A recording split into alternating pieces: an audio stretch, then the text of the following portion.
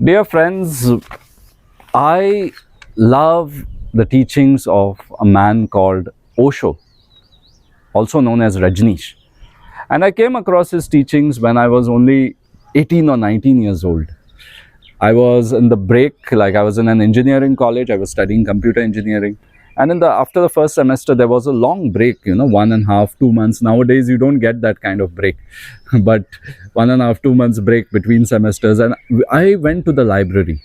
And I remember my father and my mother had mentioned about someone called Rajneesh. He was called Rajneesh in those days, Acharya Rajneesh. And my father was very interested in theology, philosophy. So he had heard about Rajneesh, but maybe not gone into depth. But what he told me was this man is someone who has infallible logic. He cannot be beaten in any argument, in any kind of debate. And I was curious, who is this man? What is he? And it did not sound to be like a very conventional religious figure. It sounded to be someone who is very bright and someone who is, who's got fire. And I've always had this liking for such people from within. It was just there from within. Even the Christian mystics who I used to read about when I was in my teens, they were also people who had fire, who had sacrifice, who could stake it all, for the sake of spirituality, for the sake of the higher purpose. Anyway, so then I go to the library and I found this book where I see Osho's picture, and there's this name called True Name. It's called True Name, the Sikh, Satnam, the Sikh. It's about the Sikh teachings of Guru Nanak. And I was like, I need to take this book. I immediately picked up the book. I borrowed the book from the library and I started reading it. And I think I read it cover to cover because my whole day the job was to read the book. And nothing but just eating food, reading the book. I sit in the bed and go on reading.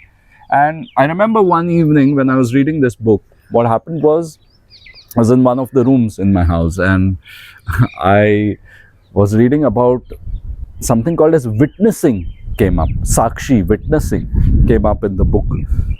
And he says, there are, in a sense, there are two persons. There is one who is watching and there is one who is actually involved in the act of doing something. So, this was very trippy for me. I don't know if it sounds very revelatory to you, but you watching you, somehow there's something which is watching me right now making this video, talking, right? And this was very trippy at that time for me. And I'm sure it is something very interesting, very simple, but very revelatory. You watching you. He may have used different words, and he said there's be the witnessing, there's the one who is witnessing and the one who is being witnessed. That is the correct, those are the correct words which are mentioned. There will be one who is witnessed and there is one who is witnessing. And this was like a revelation to me, like something shook, I can't describe it in words. It may not even sound profound to you right now, but something shook inside. Me watching me. Like I was never aware. I was always so much involved in the story of Floyd.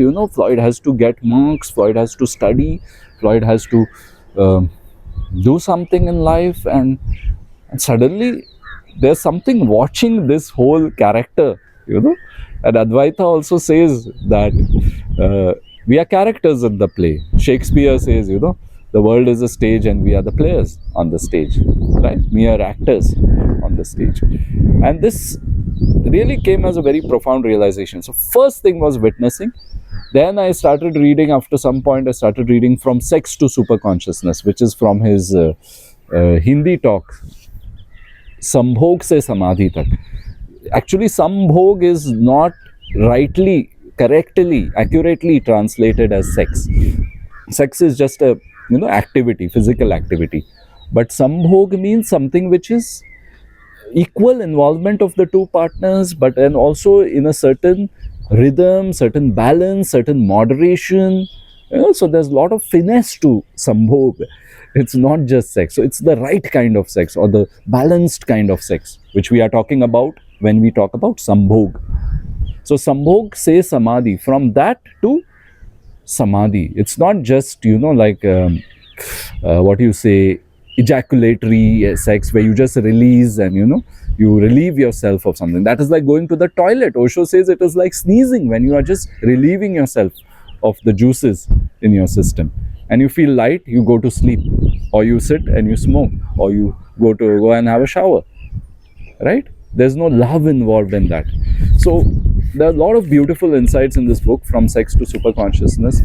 And he talks about raising the energy, that when you're in this act of sexual intercourse, you do not let the energy flow out. So that's why I always give the reference of this movie called Cosmic Sex. It's an art film, little bit controversial, maybe not all of you will resonate with it in terms of your ideas, because it has some darkness, some violence, some explicit things in it, but still it has beautifully described this concept in a story form, that how we let ourselves get drained in the act of ejaculation, in the act of orgasm. We drain ourselves, we go to the lower chakras rather than raising ourselves to God. We get lost in our desires, we're just fulfilling desire, it's like sneezing, it's like just excreting something. And that has to be changed, that direction of. And I'm sure somewhere this Cosmic Sex movie is also inspired by Osho's teaching to raise the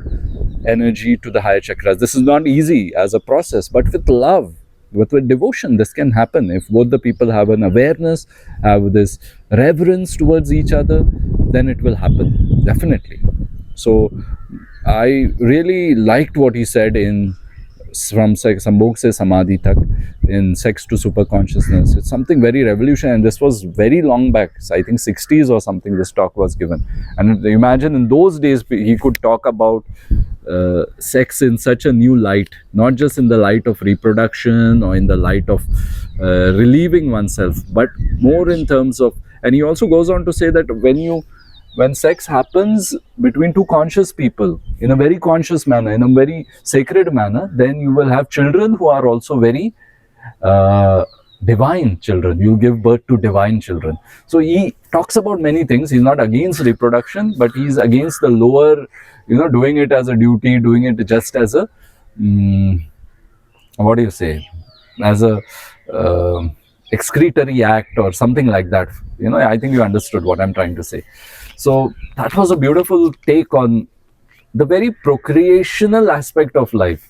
Sex is not just, like something very dirty or something. That's how religions have projected it. But the procreational, creative aspect of life, all you, me, everyone watching this video would not be around if there was no sex. Right? So it is a divine act. But it's, when you get lost in it, it's just a mere, mere activity. But then it is something much more deeper than that. And that's what I understood with Osho's Sambhog se Samadhi Tak, Sex to Super Consciousness. And going on later, I started listening to audios of Osho, watching some videos. But a lot of time I would listen to Osho while traveling and stuff like that. And I always felt there's a very hypnotic quality to his voice. There is a relaxation involved. I also practiced from time to time his different active methods like gibberish, so many other methods, but gibberish is one thing. Then chaotic breathing, dynamic meditation I did whenever I got the opportunity to go to some Osho centers, Kundalini meditation. All these things are very good. Active meditation, shaking, and some of these I have incorporated in my regular routine, like chaotic breathing, shaking, gibberish. I try to bring it in my routine from time to time. And these are all very powerful practices to relieve yourself of the burden that you're carrying, because the methods which Osho gave were cathartic in nature. Because he said in modern day, we cannot just sit and pray, sit and meditate, because our mind is disturbed, right? Our mind is not in the right frame to meditate. Our mind is disturbed, our mind is caught up, and also we don't live this active life going to the farms, fields and working. We live a very passive life. So we are more in the head center. And in the dynamic meditation, there's a step where you jump, where you jump on your heels. And that is the idea, is to bring yourself from the head center to the navel, to bring yourself to your core, because too much in the head. We are too much in the head. So all these ideas of Osho were very interesting. They were very beautiful. They were very revolutionary back in the day, and even now they are revolutionary. So Osho has presented a way of life which is about awareness. Awareness is one word which is repeated over and over and over in Osho's teachings. Be aware of what's going on. Don't get into any creed, dogma, don't become a follower of someone, but observe, look at it, witness it, be aware of it. Aware of what's going on in your body, aware of what's going on in your mind, aware of what's going on around you. So, Osho's teaching is very much about consciousness. I don't know what happened when they say this wild, wild country and what happened in America and all that. But I feel that his talks, especially the Hindi talks, if you listen to Hindi discourses of Osho in the early days, you will see that it's amazing. It's something beautiful, and it has a very different quality, very different take on things.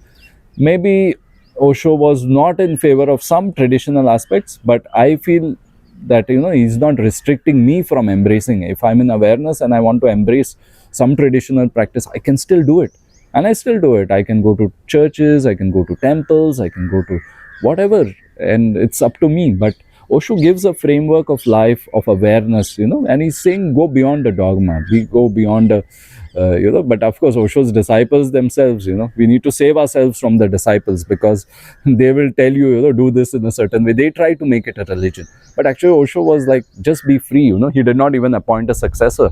He said, just be free and just take my words, take my teachings, make the best out of it. Creative living is what he was talking about.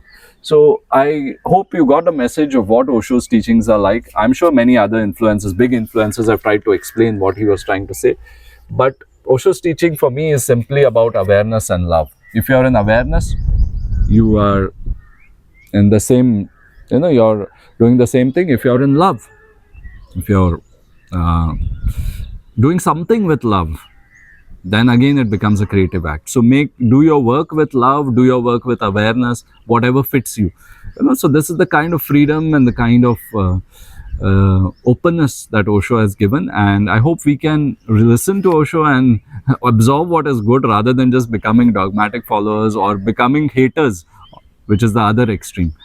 Okay, so enjoy, and I hope I've been able to share something of value to you. Cheers.